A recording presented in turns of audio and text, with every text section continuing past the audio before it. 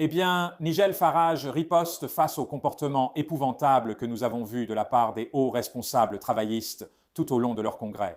Vous constaterez que sur ma chaîne, je ne fais pas de politique mesquine ni ne lance d'insultes. Et je pense que la bassesse à laquelle les travaillistes se sont abaissés pendant leur congrès en s'attaquant à Reform et à Nigel Farage en particulier, c'est vraiment assez pathétique, assez désespéré, mais aussi d'une certaine manière assez dangereux.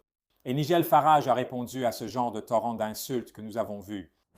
C'est devenu obsessionnel, que ce soit la ministre de l'Intérieur, que ce soit le ministre de la Santé. C'est une attaque constante contre moi, contre ce que je représente, et contre ce que nous sommes en tant que Reform UK, un parti qui est en tête des sondages d'opinion depuis plus de 100 enquêtes. C'est une attaque contre tout ce que nous défendons et en quoi nous croyons. Ce que j'ai appris cette semaine, c'est que le gouvernement est incapable de nous battre sur le terrain des arguments.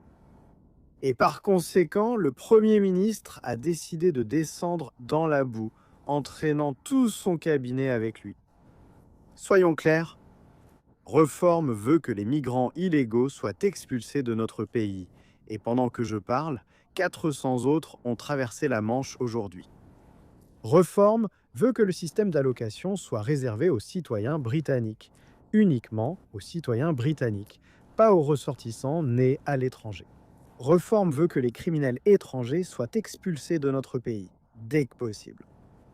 Le Parti travailliste affirme que ces politiques sont racistes et immorales, et par implication, que les partisans, les électeurs et les sympathisants de Reform sont eux aussi racistes. Oui, si vous pensez que nous devrions contrôler nos frontières, vous êtes, selon la définition du Premier ministre et de son cabinet, tous des racistes.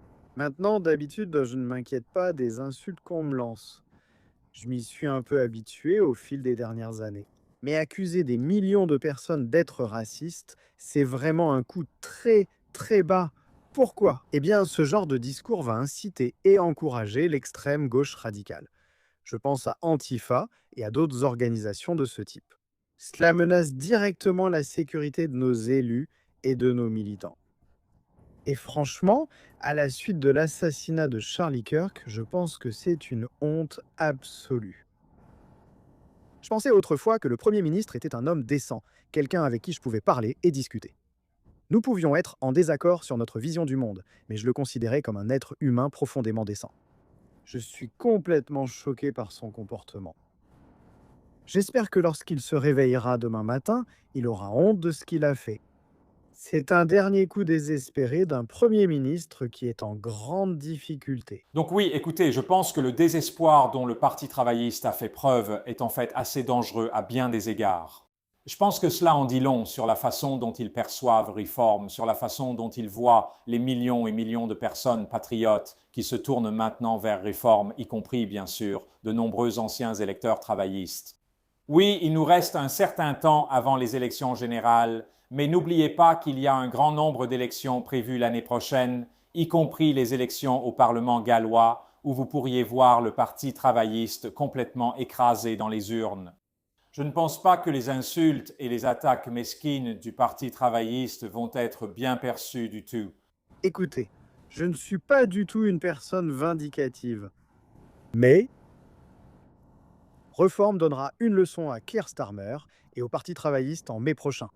En mai prochain, nous aurons notre équivalent des élections de mi-mandat, où le pays de Galles, l'Écosse, Londres et de nombreuses régions voteront le premier jeudi. En mai prochain, nous donnerons à Starmer une leçon que l'histoire politique britannique n'oubliera jamais. Je suis maintenant à la suite de cette semaine et des insultes qui ont été déversées sur nos partisans et nos électeurs, plus déterminés que jamais. Ne sous-estimez pas cela.